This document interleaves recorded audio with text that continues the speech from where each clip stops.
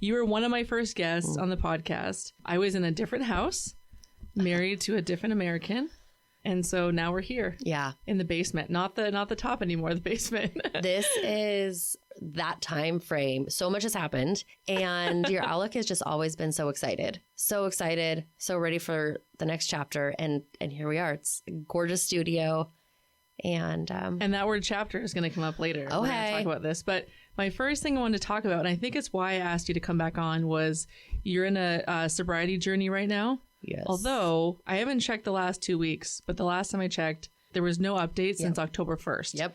I did see things where, like, I think you were posting about people's reactions, but you hadn't posted. So I thought, I don't want to, like, put her in a corner and be like, you got to talk about your sobriety, because what if she's not sober? And so anyway, I just thought, let's talk about that. Yeah, absolutely. Yeah. It's so interesting. I was thinking about this on the way over. It's like 4.5 months alcohol free. So I don't say sober because, like, I'll smoke pot or whatever. And it's been, the reason the blog is not updated is because it hasn't been that big of a deal for me this time. I did, 4 months, a couple years ago, and it just was a huge deal. I made it a big deal. I made eliminating alcohol from my life mean something. Like it was your identity for those 4 months. Means something about me. What does this? What does this say about me? Because I wanted it. I was craving it. I felt like I couldn't really go out. I wasn't really, and this is all self-imposed, 100% self-imposed. But I had these thoughts.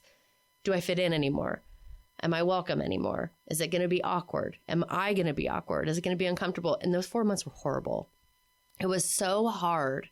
And so when I decided to stop drinking again, I thought, oh gosh, I'm going to blog about this because there were so many insights, so many ahas. And Liz, like, it's just been normal and easy and like, and just, yes, amazing. Absolutely. I don't even really think about it unless I'm going out on the town or something, but I don't know. It's just been so different and I have no words. I have no real, I love sharing stories and insights and ahas to help other folks. And I don't know why it's different. I don't know why it feels easy. And it just does. Did you stop for the same reason you did last time?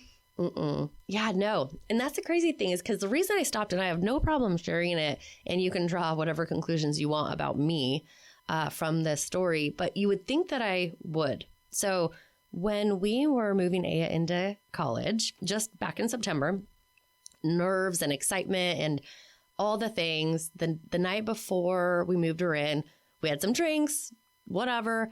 And then the next day, we were in line of the dorm. It was crazy. We get up to her room and her roommate hadn't moved in yet. And I don't know, have you seen a dorm room that's unfurnished? Small. Oh my gosh. It's like a bed and a desk? Yes. And it looks like a jail cell. It's so drab. It's so dreary and depressing. And Aya just clammed up. She just I don't really know, a little bit of panic, a little anxiety. So we just dropped her stuff and we're like, let's go get food. And I kept bugging her. Hey, what's wrong, babe? Babe, what's wrong? And she wouldn't tell me. We went and got food. Tom and Aya went one way. Me and Xavier went another way. And when we got back in the car, Tom said, oh, Aya let me know what was going on. And I thought, that's weird that she didn't tell me. That's just made me a little curious. And I really do think that, over all of the years that I've been drinking, I would say nightly, just a glass of wine here every single night. And my husband doesn't do that. He doesn't drink at all? He does, but just not like I did. I just had like a couple glasses of wine every night. Just that was the standard. And thinking about growing up in that environment and you're having maybe a anxiety inducing experience, what parent do you want to go to? Do you want to go to the one who's having Gatorade or the one that's having a couple glasses of wine? And it just dawned on me in that moment. It's like, I think this is getting in the way a little bit. And that was it. I just decided to stop for however long, like no rules, no 100 days, no year, no whatever. It just feels good right now. Did you put a limit on it last time? Like a time frame? No. Or did you set it, I want to do 100 days? I think it was like 100 days. And then, But I mean, I've gone on trips. I've gone all over the place and girls' weekends, and just, it's been easy. I wish I had more. I wish I had, because this is what I wanted when I was drinking and was kind of looking at my relationship with alcohol, thinking, God, it'd be nice to just stop. And I don't know how. It is a habit. And I wanted someone to tell me. I wanted you to tell me, how do you do it, you know? And I wish I had something that I could tell someone who's curious. Well, it really makes me think about, I follow this one. I don't follow a lot of fitness people on Instagram, but there's one. His name is Lane Norton. He said, you know, you won't see people who are successful at weight loss or keeping it off really post much because it's boring. Yeah. It's getting up at the same time every day and working out. It's eating a bit less than you expend. And he said, that's why we don't talk about it. And so it made me think about your journey. You're like, I'm not talking about it because it's kind of boring, but it's working. Like, that's the thing. I love the fact, too, that you don't know when you're going to drink again. One of my friends, he would just say, like, I'm sober today. Like, I love that. That's all he could do. Mm-hmm. That day was the only one that mattered. It wasn't a culmination. I do have friends, too, that have apps that calculate how much money you've saved and how much, like, you've added to your life or something like that. So there's so much. Too. I mean, like, calories, money saved, just days or hours in the day. I feel like I've gotten hours back, experiences, my memory is better. I feel better. And so it's an interesting, like, okay, I don't really care if I decide to drink in the future, but it's going to be quite a negotiation. I'm going to have to give up quite a bit to go back to it. Yeah. Because so much is good right now. I love the fact that you don't know where you're going with it. And I think, what if we went at life like that? Yeah. Like, without the pressure. And I think that's why the first time was so horrible. It was so much pressure. I was making it mean I'm an alcoholic. I'm sober. I'm never drinking again. I was putting all these rules on myself versus just being curious.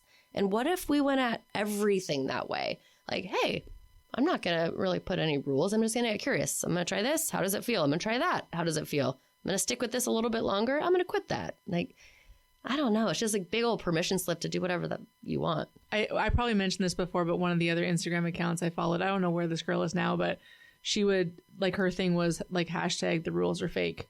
You know, she's like, you don't have to eat 3 times a day like they say. You don't, like, she's 40 and she makes snack plates like a child. And she's like, this is how I like to eat. And little things, just little, and the way her house was arranged and whatever serves you, just do it. Yeah. That sounds like fun too. Yeah, way more fun. So we talked about goals, and we talked about goals last time, which was really fun, especially with you slaying your goals and your vision board you shared with us. 52 for the year. And so I'm on pace. Yeah. So do you think you'll change the goal? Nope. No. Nope. I'll just crush it. See, I think once you get to 52, you'll be like almost like addicted to it. Exactly. Yeah. I don't see me stopping at all. 52 is a stretch. I don't even want to like put that in past tense because it still is. My coach, my life coach, has been really encouraging me to be on podcasts for years. And I have just resisted.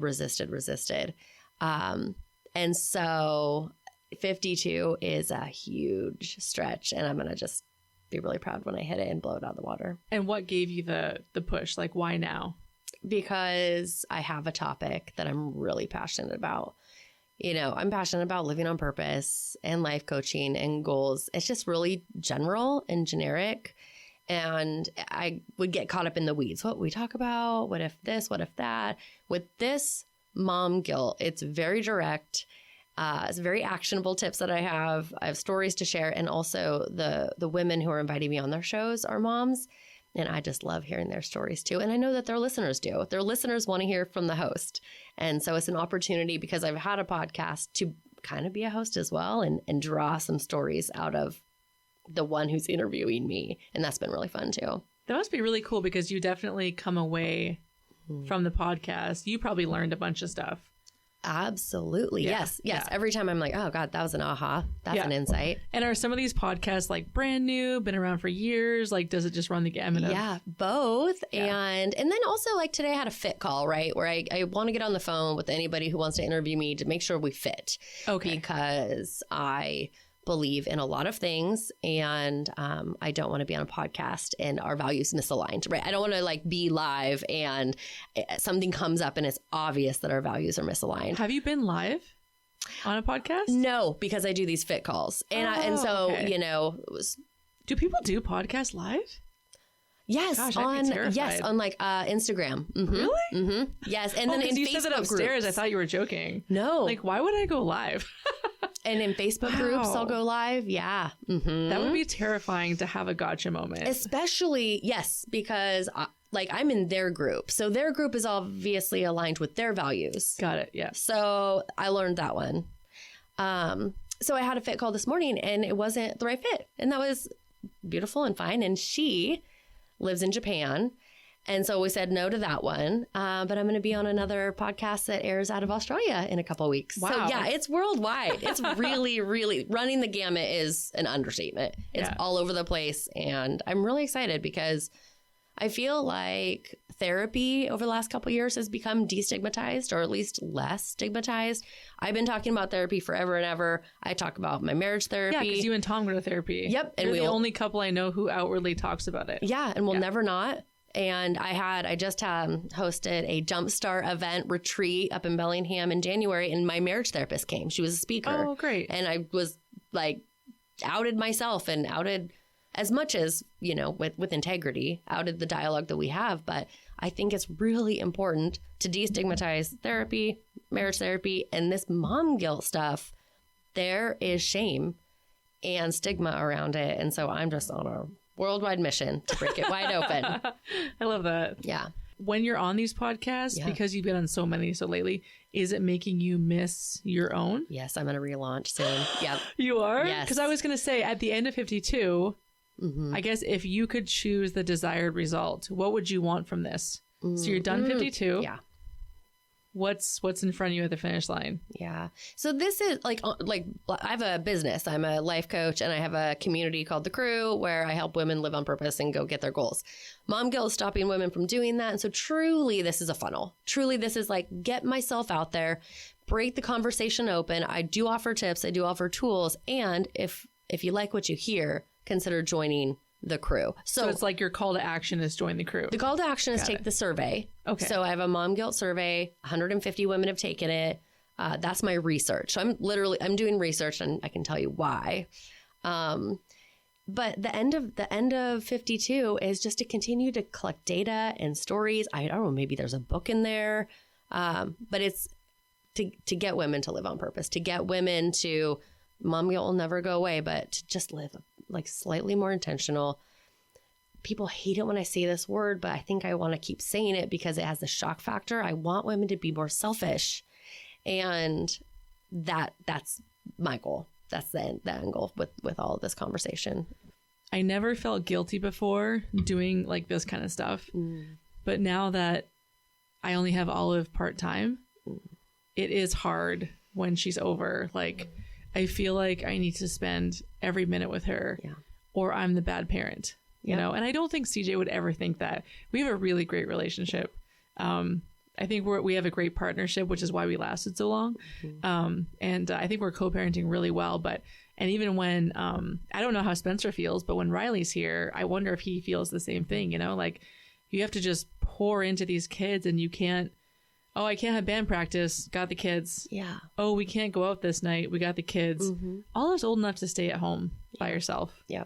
And I think one night we did go out and I just thought, oh, is this okay? So it's like, I definitely feel that. I think more now than ever. Yeah. Yeah. You're not alone. I mean, I've talked to lots of moms who are not with their biological partner, parent, and that is a resounding issue. And the thing about it with this whole conversation is there's no right and there's no wrong, right? Going out with your friends, that's not right and that's not wrong as long as it's done with intention, right? And it goes back to that curiosity piece. If you go out and you're like, okay, I feel guilty, but does it feel right? What do I need more for me to show up however I want to show up? Be out with my friends or be home, and there's no wrong answer as long as we're honest with ourselves, right? So you're absolutely not alone. And I totally can completely understand how that guilt is heightened all of a sudden. And I wonder if there's more guilt in families that are together or families that have split. I would say more that split. Do you think? I would guess that. Yeah. But you know what? I did a Instagram poll, and everything feels harder for us. Who's us? Oh, mom. Ourselves. Just me. Okay, just okay. Yeah. From my perspective, my situation is the hardest. Oh, right. I got it. So I'm like, no, teachers that are divorced. No, we have it the hardest. Right. And you're like, okay, well. But I did a poll and I said, who has more mom guilt, working moms or stay-at-home moms? And it was 50-50. And the moms who stayed at home said it was them. And then the moms at work said it was them. So I don't really know if there is data around that. However, the challenge is, I would imagine with the limited amount of time, it's just different. Yeah. I think that too, it's that whole idea of everyone believes that they're the main character in the movie. Yeah. You know? Right. And it's not a bad thing. It's just like, it's not an excuse, but that's like just the reason. Exactly. We all think that way. So. Right. And I think also we think that way, but we barely spend much time in our story, really like dissecting our story, dissecting the pain and asking ourselves, okay, the pain is mom guilt. That hurts. That sucks. What could I do differently? Well, I think about, because you're also a mom of athletics, athletic kids. And so I think that's so, like, there's one thing to say, like, I mean, when you're driving a kid to practice, when you're driving a kid to a game, you have to really work hard, I think, at taking care of yourself, because how else are they going to get there? Totally. Absolutely. So, yeah, I think about Tessa too. Like, she's done such a great job, you know, really helping her daughter, and before both daughters, you know, get through athletic seasons. Yeah. But, you know, and then also, absolutely, yes. And there's a little bit of martyrdom that comes into play, because here's the deal. How many other kids are on that team? 8, 9? It took me until my last child to finally feel okay asking to do a carpool situation. Oh, really? Yep. That was a martyr. That was like, I got to do it all. Maudie's the mom, you know, and I martyred myself, and I did not have to. And so, yes, absolutely. We have to, if we sign them up and we commit to getting them to practice, we got to get them there. But it doesn't necessarily mean we have to be the one to do it. Yeah. There is support to be found and had. And I have seen too, like at the Y for swim lessons, I have seen parents working on laptops while their kids are swimming. Right. I love that too. I do too. Yeah. Yeah. I also love that. And then I also love the parent who is like dialed in. Yeah. You know, dialed in and watching and videoing and whatever. And that's the whole invitation here. Do it your way. And the caveat is with intention. And I think that most parents are probably both, you know? Mm-hmm. It's like you see a parent who's not on their phone, who's super focused.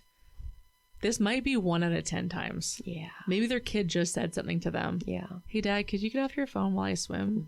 I really like it when you cheer me on. Yeah.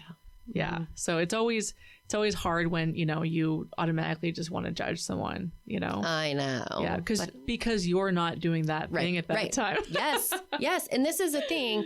A lot of the mom guilt comes, unfortunately, most probably, I hope, unintentionally from other moms.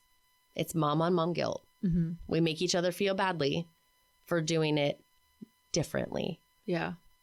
Back to what was that hashtag that you said? Do things differently, or there's no the rules? Rules are fake. Yeah. The rules are fake. The rules are fake.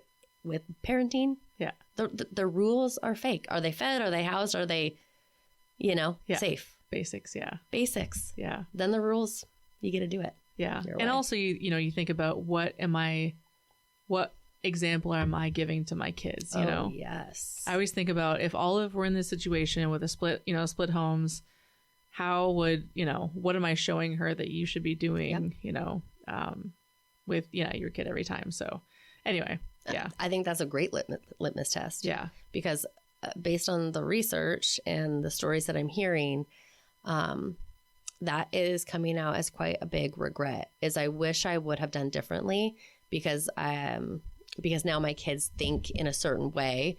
I wish I would have put myself first, because now my kids aren't doing that. And I modeled that. I modeled martyrdom. Yeah. Yeah. Yeah. Yeah. It's hard. Okay. So we talked about how you have one kid left. Ooh. Okay. So what is his hobby? Is it something to do with animal bones? Oh, taxidermy. That's it. Oh I can my remember. God. Yes. Those are, yeah. I mean, you were talking about how you collect data on Instagram stories, which I love it. You're one of my only friends that does that kind of thing, and you do something with the data. Yeah.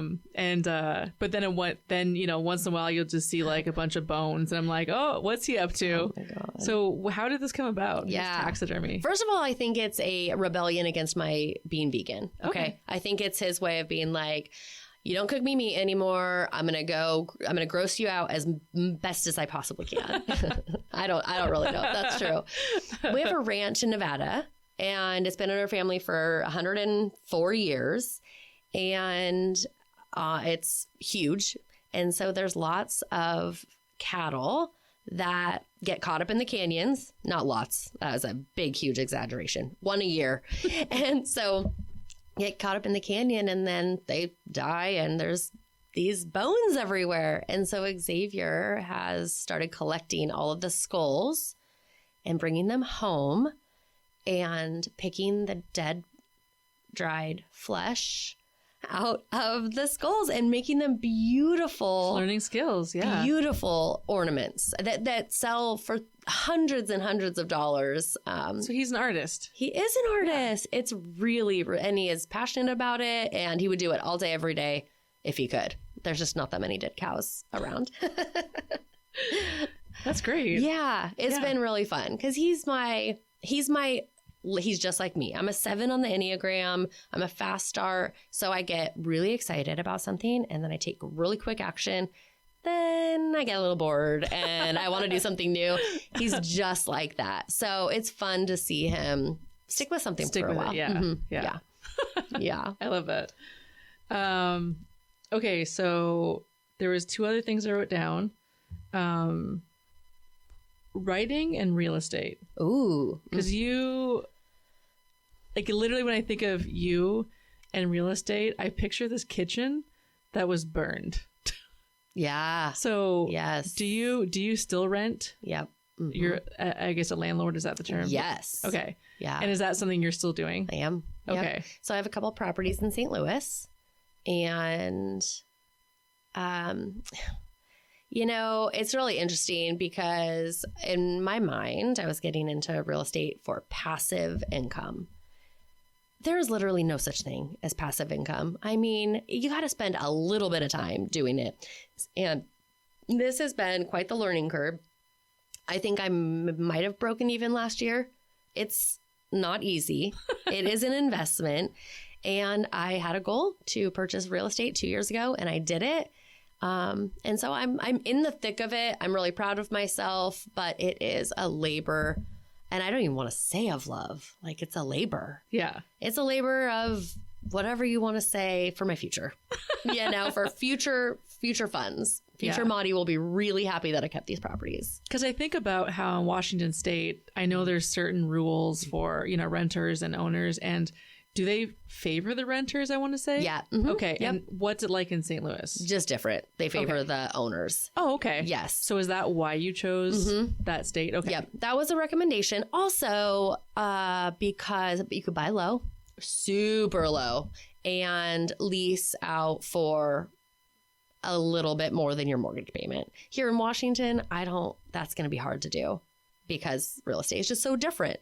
And so there's a couple states that they recommended, and I found a couple in St. Louis, and we will see. I've never seen them. I've never been inside them.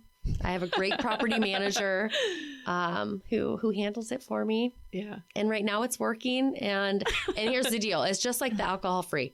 If it's not working in 3 more months, I'll be done. I have no problem being done with it. But right now, the labor of whatever you want to call it is still at least breaking even. So we'll stick with it. Yeah. Yeah. Have you been to physically look at them? Mm-mm. Oh, you've never even seen them? Nope. That's so fascinating to me. I know. It's pretty wild. And I think that's one thing I love about you too, is that you have the crew. Yeah. And then it's like all these little things on the side that you're Because let's say like in terms of like being a life coach, like you're the expert, right? And then you have all these people like under you, but then you flip it and you're learning from someone else. Absolutely. Like I like that you are always doing that. Yep. Yeah. So so you said that you have a life coach. Did she recommend the real estate thing to you? No, I had always. And do you have a separate real estate coach? No, I did. I joined a course to learn about this a couple years ago. Yes. And so I would call it another coach for that, for sure. And I always am going to pay money to hire someone to tell me what they know. It's just, to me, it's the fastest way to learn something new. And you're right about the crew. The crew is the coaching community. And the coolest thing about it is to watch the other members coach each other. Oh, and that's the reason it's a community, is because someone in there will have gone through what you're going through, will have a pro tip, will have been through it, will have encouraging words. And it's not just all about me. It's about the community. Yeah, because you don't have people in the crew that are at the exact same space. You know, you have returning people. Yes. You have people from all sort of like levels, I want to say, in their journey. Absolutely. Yeah. Yes. So someone coming in brand new. It doesn't matter. I mean, that's such a huge resource for them. Yep. Is it 12 women you have? Usually? I think there's 18 now. Oh, okay. I wasn't sure if you capped it or anything. No, it's a community that's ongoing, just month to month. There's no commitment, and all of my coaching goes in there. And the thing about it is, coaching is so expensive. I don't know if life coaches cost an arm and a leg anymore. And I really wanted to be accessible. I really wanted to do this in a way that most folks could access these resources. So it's my crew is $97 a month, and you get everything I do. And the fact that it's month to month too, I think is huge. Yep. A lot of times people say, well, you can pay per month, but it's for a year. Totally. Yeah. There's these commitments like, if you want to just join for Savor Your Summer, it's a program I do inside the crew, just join for 2 months. And Savor Your Summer is wickedly amazing, because back to being a mom, I don't know about you, but I've had summers where it's gone by in a blink, and I'm like, what did I do for me? Because you sign your kid up for too many activities. Camps and sports and all the things, because that is what was prescribed by someone a long time ago. One of the things that I'm learning is, just because your kid's invited to a birthday party, it doesn't mean that you have to go. You can just say no. No thanks. Absolutely. I came to that realization, I think, a couple of years ago, and I was like, whoa. No one even told me that you had to go, but it was almost like this assumption. Also, you don't even have to tell your kid they were invited. Yeah. You don't have to do any of that. Yeah. Oh, we're busy that day. We're busy doing nothing. Yeah. Yeah. Yeah. But also, I also have the insurance agency. So yes, I do have like my finger and my hands in a bunch of different things. Is that technically your full-time job? Okay. People say that. Yeah. How do you do it all? And do you sleep? Yes. This is all like 30 minutes here, an hour there, once a week style, very, very calculated. I do not consider myself a hard worker. Oh, and that reminds me of your 12-minute thing. Was it like a month ago? You talked about meeting a friend, and you guys caught up for 12 minutes on their lunch break. She works at the hospital, and I was visiting another friend at the hospital. And she's like, I've got 10 minutes. I'll come out and meet you. And we just sat there. And what I was like, oh my God, we just microdosed on friendship. It was like perfect. But also, you don't have 10 minutes to go, hi, how are you? Oh, how are the kids? Like, you're just like, hey, how's your marriage? Like, let's get down to it. Legit. We actually said, did I say that in the post? No, but that was legit how it was. You're like, yeah, you don't bullshit. Yeah. It wasn't that. You don't have time. No, it was like, remember that last crisis we were talking about? Or how's your marriage? Or what's really going on with this? Oh my gosh. Yeah. Absolutely. I started my Skagit Storytellers Writers Support Group. I think it's a really clunky title, but whatever, it's fine. It was amazing. Because he had a notebook full of books, or a notebook full of pages that she's trying to organize. And I just opened up my laptop and I was like, I don't know what I'm going to do. How'd it go? But like the more new people, like I just had a guy on who came on the day before. He's a musician, but I never really talked to him before. So it's kind of cool. He's like, oh, you're Canadian. And wait, did you say you worked in Korea? And I was like, yeah. Like to me, it's like, bah, yeah. bah. whatever, no big deal. And then so I sat down. I was like, you know what? Kind of like this podcast where when I'm gone, Olive will have this, or her grandkids will have it, or Riley's grandkids. They can always listen to this. And then I thought, wait, I'm always cutting myself out of these. I don't want to do a 30, hour interview of myself.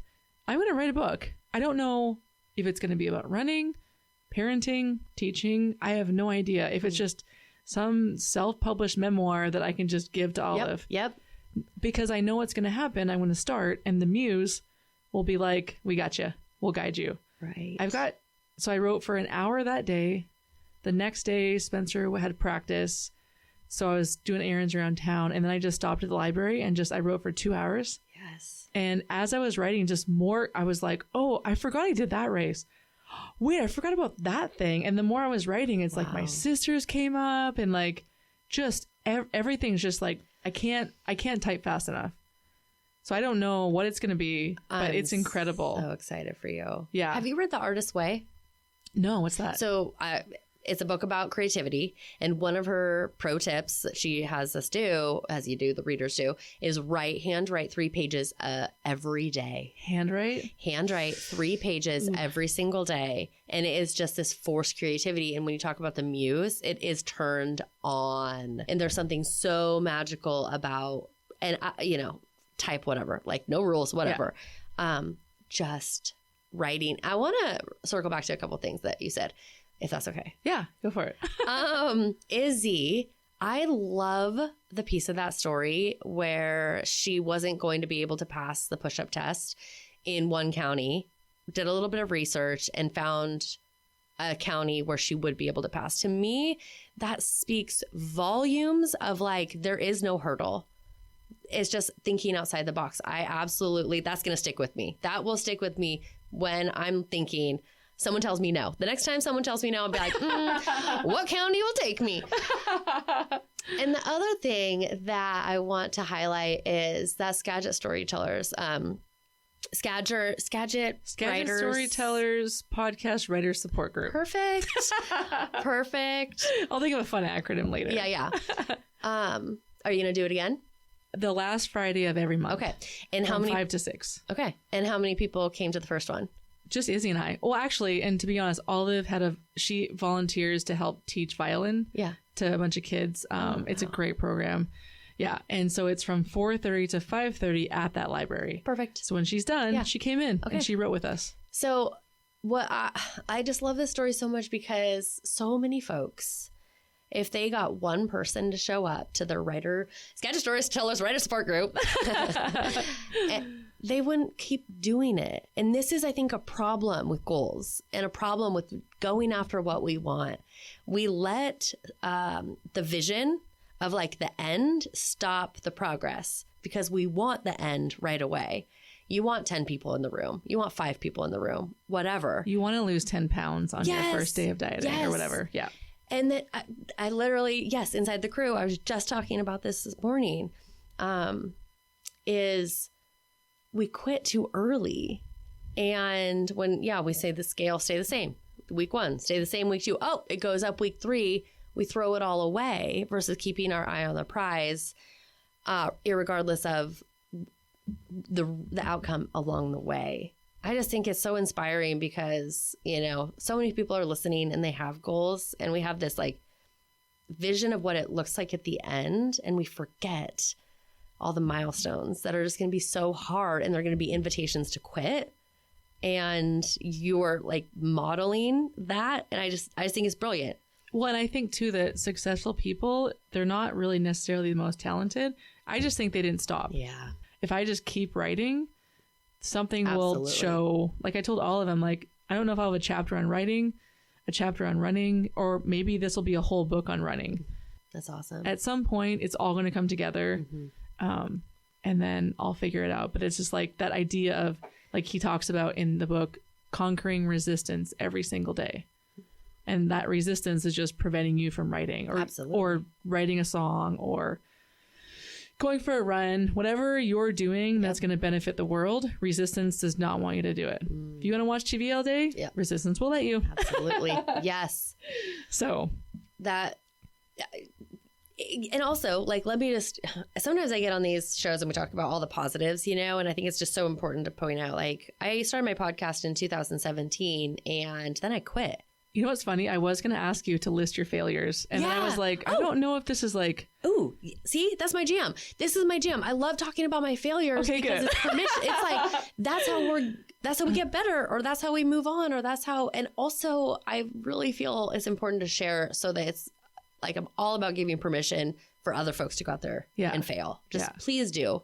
Please go try that half marathon and who cares? It doesn't matter. You're out there training, you're going for it, you're doing it. It does not matter. But we are in a culture that tells us it has to look perfect. We have to do it perfectly. And we have to be able to finish or hit our goal like relatively quickly.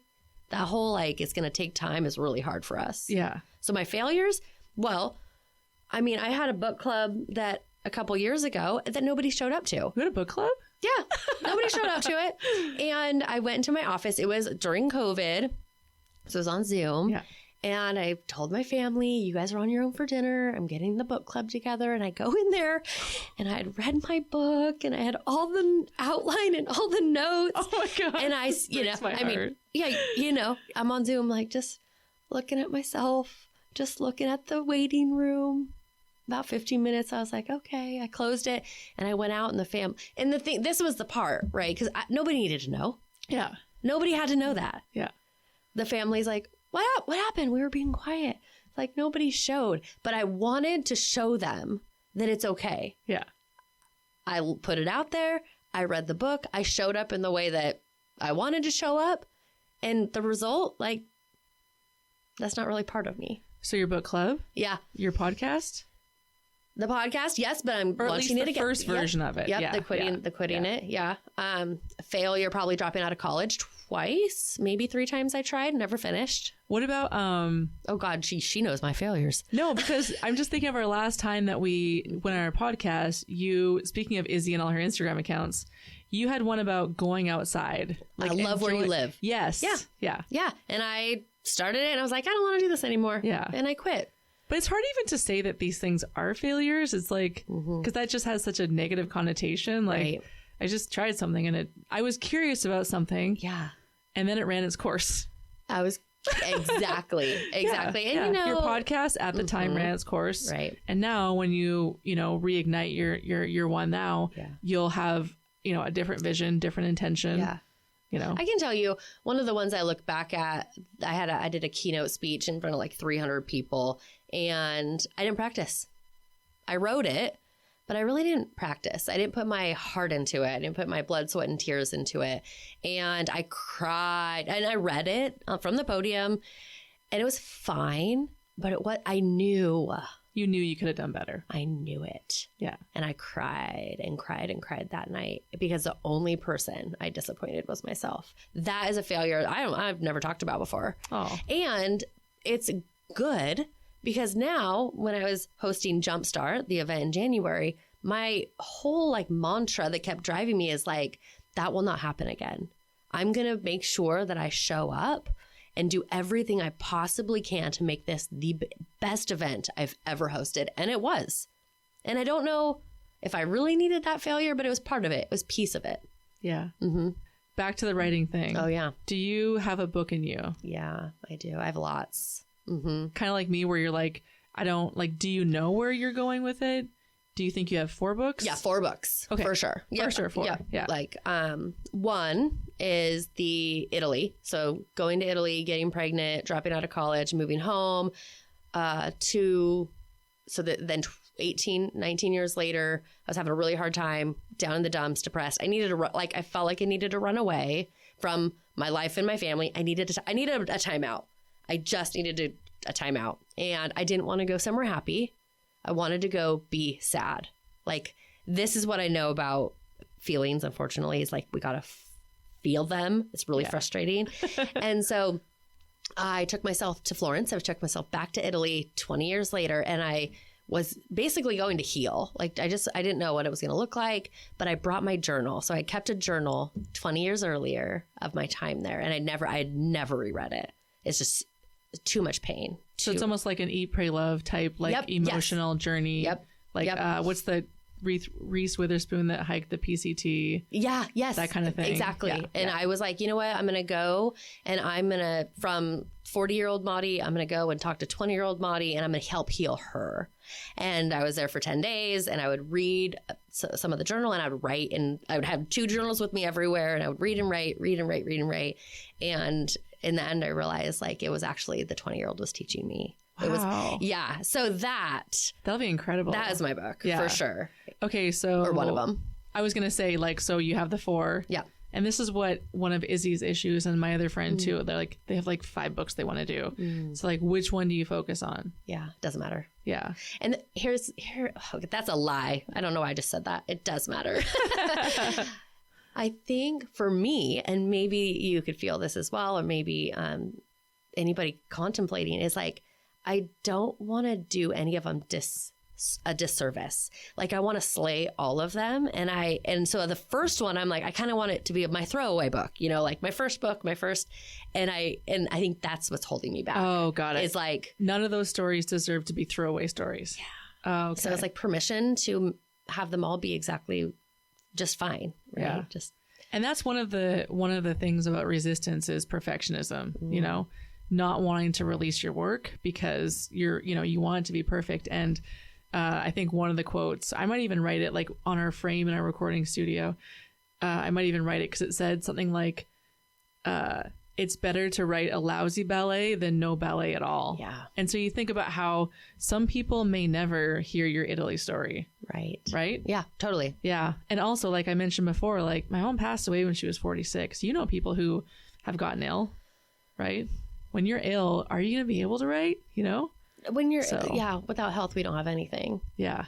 And so, what are we waiting for? Yeah. Liz, time to write. And I do write. I write every single day. I am an avid writer. Sure. Okay. Yes. Good. I journal every single day. And you see my posts, right? Yeah. My posts are my stories. Oh, yeah. That's my writing. But it's also like, okay, let's get that writing off. I use Evernote for my notes. I don't know where you put your notes. Like when you're out and about and some brilliant like anecdote or something comes to your mind, I use Evernote for that. And so I have a blog post space. Let me just tell you, because 1,300 posts. Oh, wow. So like I have the book. Yes. It's just a matter of. And that's what that book is. 50 days, 500 miles in 5 states when I turned 50. Kelly was writing a blog about her journey. Oh. And then when she finished, I don't know if it was her or someone else was like, this is a book. Yeah. Like all of your blogs are a book. And she just put it into a book. Amazing. Perfect. I know. It's incredible. Yeah. This is not about you, but it's a great story. So many, just my podcast. It's like, oh, that's embarrassing to start again. People are then going to know that I stopped for 2 years or whatever. That's the resistance that you're talking about, that the universe will constantly throw at you. And if you really want it, you have to start again. And it's going to be embarrassing. It's going to be hard. Did you watch Naiad?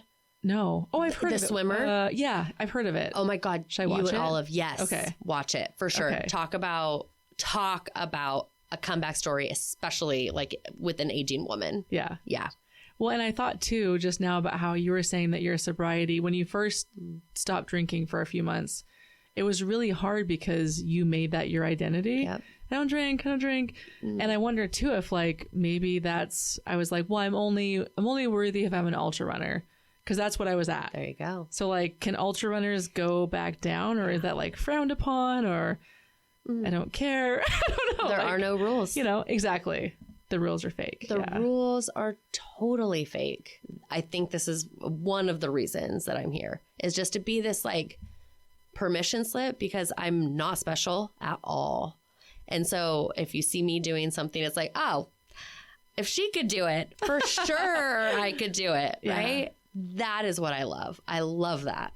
Okay. So if people want to find you, you're on Instagram. Mm-hmm. And I was going to ask, so between the last time we talked and now, is there anything different about the crew in general? Probably. Okay. It's more of an annual membership, where it used to be a 6-week mastermind, and I just made it into a month. I remember that. Yeah. It was just a 6-week mastermind. We get together and achieve one goal, or we go after individual goals. Yes. Okay. But now it is, you get 2 of those masterminds a year. You get Savor Your Summer. You get weekly coaching. It's way more robust, and it's just $97 a month. So it's completely morphed, completely changed, but you do get all the things that I used to offer. It's just included. And if somebody just wants to try it, they could just message you and be like, hey, can I just like try it for a month, see how it goes? Absolutely. So in that month, they would get, because I think, is it Monday mornings you do a call? Mm-hmm. Yeah. And everything's on replay. Truly, if you wanted to get the most bang for your buck, you could watch my Monday coaching for the last year. They're all like, it's all in there. It's all archived. Yeah. It's all archived. It's all in there. Cool. Yeah. It's like a library of whatever you need. A little pep talk. That's kind of nice too. Cause then you don't have that idea of like, oh, was this one today just like amazing? Or is this what it always is like? And you can go back. Yep. Which it is always amazing.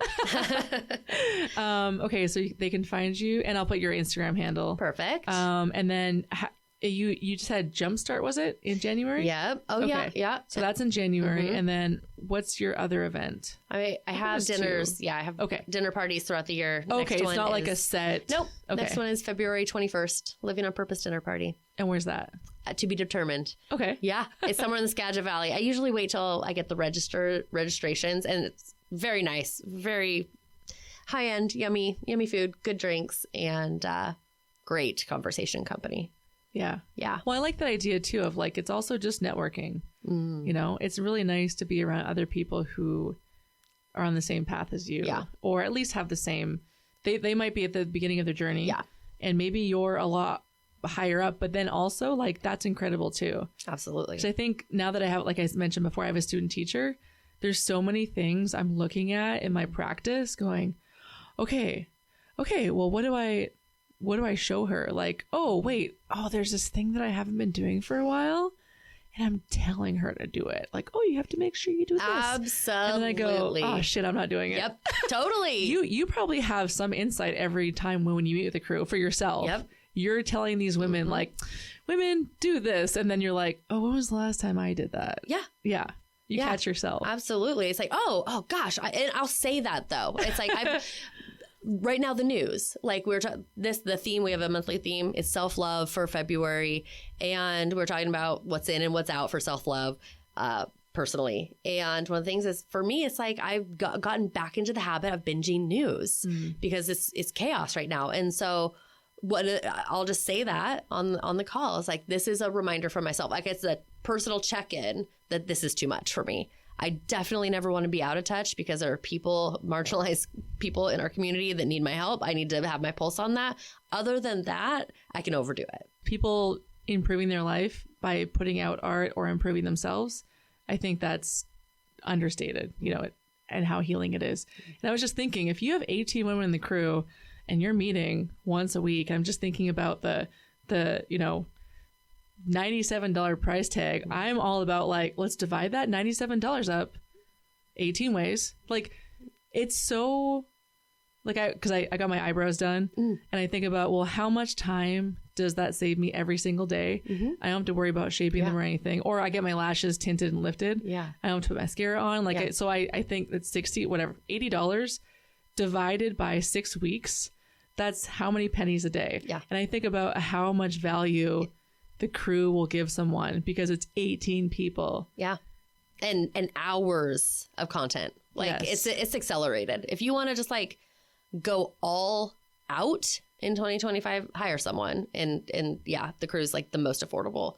But then there's also that idea of like, this is what I would do if I joined the crew. I would be like, oh, that girl also wants to write a book. And she's also a runner. Like, hey, Susie, you want to hang out? Absolutely. Boom. New friend. Absolutely. And new resource that if you left the crew tomorrow, you have that. Yeah. Someone just posted in there today, can anybody proofread this lead magnet that I have? And everybody's going to look at it and give her tips, and she's going to like have it done tomorrow versus like crossing your fingers and hoping she did that all the buttons work the right way. So I'm just thinking about, I don't know if you've been out to eat lately, but it's very expensive. Yeah. Well, and even though you're not drinking right now, it's still very expensive. So Spencer and I could go out, spend $97 on one dinner, or I could be like, babe, see those fish sticks in the freezer? I'm going to sign up for the crew. Yeah. And I'm going to say it right here. I'm going to join for 1 month. Awesome. It's like my little experiment. Okay. And I'm going to check in. Yes. In my intros and let people know how it's going. Perfect. If you're in a group and everyone is, roughly have, a similar vision of growth. Yeah. I mean, that's what I'm hearing about the crew, is that these women have goals and they want to reach them. Yep. Yeah. And they might not know how. Yep. They might just need someone going, you can do it. Well, and it's like, I'm also the coach, so there's tough love, right? Yeah. So every single Monday I post their rates or priorities, like, what are you going to get done? And then on Thursday, I'm like, where you at? Ooh, I love that. Where you at, sister? Because this is why you're in here. And I'm going to hold you accountable, because that's what the investment is all about. Plus all of that other stuff. Yeah. So like whatever you need, it's in there. Stop it. I'm so excited. And then, oh my gosh, I'm like picturing books and PT. You're going to slay PT and you're just going to, and you're so right. You will change other women's lives, other people's lives. You're doing it here on the podcast. I think we should do this every year. I think so too. Just catch up. And it'll be something completely different. Absolutely. This is your 14th podcast now. Yes. Lucky number 14. Yes. Yay. Perfect. Thanks, Maddie. Thank you.